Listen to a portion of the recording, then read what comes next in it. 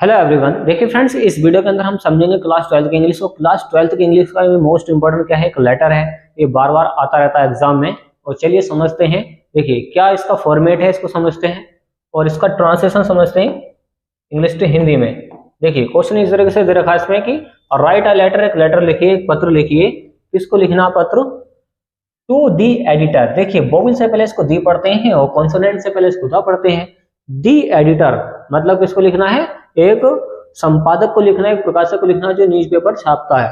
Problem of garbage. अब समस्या किसकी आ रही है? गार्बेज की समस्या आ रही है। गार्बेज होता है कूड़ा कचरा। कूड़ा कचरा क्या होता है? कूड़ा कचरा।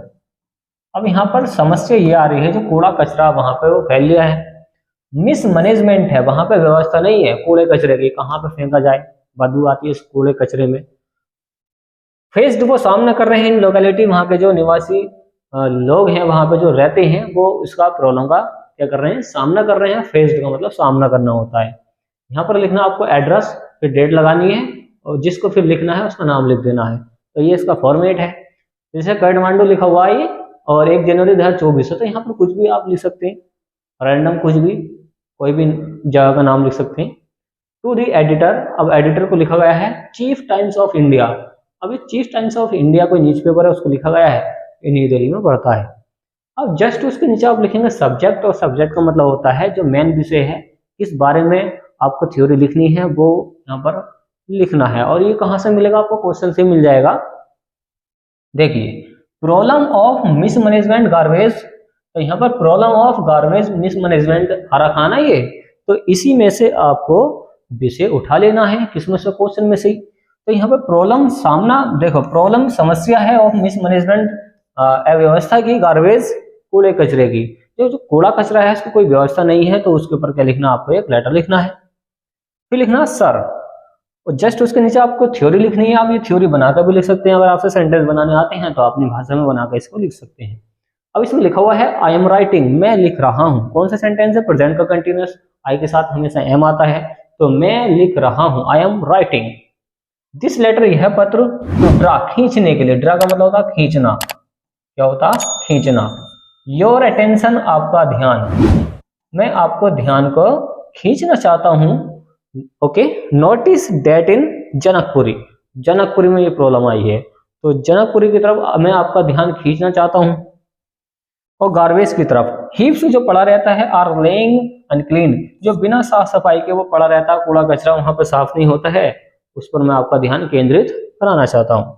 सिंस लास्ट 1 वीक, पिछले एक हफ्ते से, जो पिछला एक हफ्ता बीता है वहां से किसी ने भी कूड़ा कचरा नहीं उठाया है, वो प्रॉब्लम काफी आ रही है, बदबू आ रही है वहां से। अब बताएंगे। देखिए द गार्बेज, वो जो कचरा है, has been broken since days, जो गार्बेज है, कचरा है, वो ब्रोकन, सड़ रहा है, मतलब टूट गया है, वहां पे सड़ लिया है। सिंस डेज, कई दिनों से। द ट्रेश, जो कचरा है, इज 14 डिकेइंग। डिकेइंग का मतलब होता है सड़ना। देखिए 40 दिनों से जो कचरा है वो सड़ रहा है वहां पे। एंड कॉजिंग, और जिसके कारण फॉल स्मेल, बुरी सी बदबू आ रही है। जिसके कारण क्या होता है? फॉल स्मेल, बुरी सी गंध आ रही है, स्मेल आ रही है वहां पे। जर्म्स एंड इंसेक्ट्स, जर्म्स का मतलब होता है जो जीवाणु वगैरह हैं, और इंसेक्ट्स जो कीड़े हैं वहां पे फैल गए हैं। अब देखिए, अब कीड़े फैलेंगे तो कीड़े फैलने से बीमारियां फैलेंगी। और ब्रीडिंग, वो प्रजनन कर रहे हैं। अब देखिए कीड़े तो पैदा हो रहे हैं और वो प्रजनन कर रहे हैं, मतलब और ज्यादा कीड़े बढ़ा रहे हैं। All over on the garbage, कहां पर? उस कूड़े कचरे में। वो जो कूड़ा कचरा पड़ा हुआ है उसमें और ज्यादा कीड़े फैल रहे हैं। विच इज कॉजिंग, जिसके कारण क्या होता है? इलनेस, बीमारी फैल जाती है। इलनेस का मतलब क्या होता है? बीमारी।